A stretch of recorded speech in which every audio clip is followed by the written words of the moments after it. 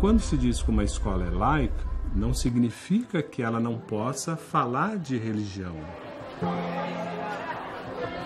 Só que como ela fala é diferente de como a religião é ensinada ou é difundida na igreja. Trata-se de mostrar como a religião é importante para a gente entender a própria história, a própria vida social. Então, a escola pode falar de religião, aliás, deve, na minha opinião, falar de religião, mas não com o intuito de fazer proselitismo. O que é proselitismo? É um convencimento de que as religiões, ou existe uma religião certa e outra errada. É um esforço muito grande do agente educacional de sair do seu próprio sistema e tentar ver como que o mundo é a partir de uma outra ótica. Se ele conseguir fazer isso, ele vai conseguir passar para o seu aluno noções mais neutras de religiosidade. Embora a gente saiba, por exemplo, que o Brasil é um país majoritariamente católico, compete à escola fazer um ensino, pautar um ensino religioso que não seja baseado apenas no sistema religioso.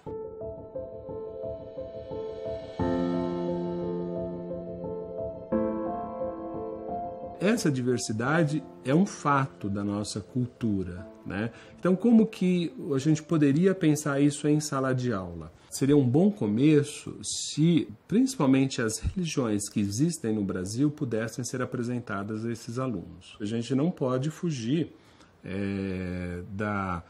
de uma visão do que é o judaísmo, né? Porque é do judaísmo que a gente tem um outro movimento religioso, que é o cristianismo. Nós temos as religiões de origem indígenas no Brasil, que tem assim uma cosmovisão, a cosmovisão seria a visão de um mundo importantíssima, né? que foram fundamentais, inclusive, para a gente entender a cultura nacional, né? Muito que a gente conhece hoje como mito ou folclore vem dessas religiosidades indígenas. A gente tem as religiões que vieram com os africanos escravizados no Brasil, então é preciso que a gente veja também essas religiões, né? Como que elas se originaram no Brasil. Então a gente tem o candomblé, a gente tem a umbanda, a gente tem uma diversidade de religiosidades locais, a pagelança, o catimbó, o jaré, enfim.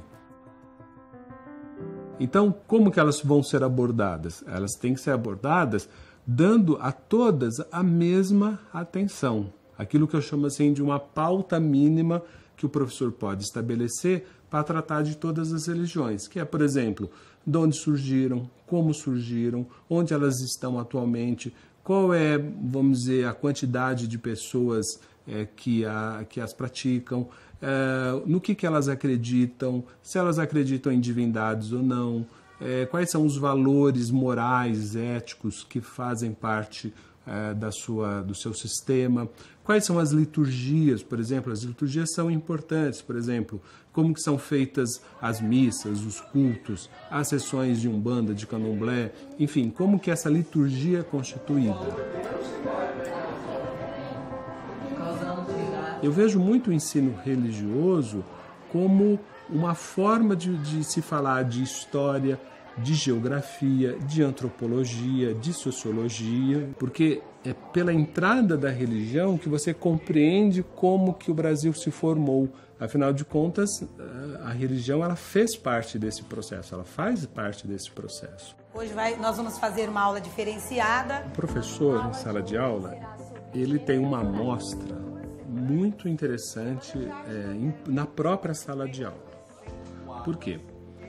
Muito provavelmente, quando ele falar de religiões, ele vai estar falando de uma diversidade religiosa que faz parte dos próprios alunos.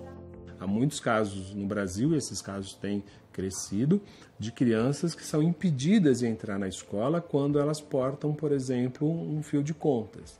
Então, isso, além de ser ilegal, né, é um péssimo exemplo de convivência religiosa. Muitas vezes a escola está ao lado de um templo é evangélico, está ao lado de uma igreja católica, está ao lado de um terreiro de umbanda ou de candomblé. Então, seria interessante que no ensino religioso, aquelas comunidades, as lideranças ou eventuais representantes pudessem ser chamadas, né? Porque aí você integra também a escola ao seu entorno, vamos dizer, religioso. Uma outra atividade também importante seria levar esses alunos para conhecer esses espaços. Se eu faço isso com várias religiões, um templo budista, uma mesquita, uma sinagoga, né? Eu estou dando a oportunidade a esses grupos de se aproximarem da religião sem medo. Estou mostrando para vocês que isso é verdade, isso é forte. Tem muitas possibilidades de fazer do ensino religioso também uma oportunidade de construção de cidadania, né? Por quê? Porque se a gente tem um currículo mais fechado nas outras disciplinas, pelo menos nessa disciplina, que esse currículo pudesse ser um espaço de discussão de religião em relação com a cultura, com a cidadania, com a noção de diversidade, com a noção de respeito, né, ao outro.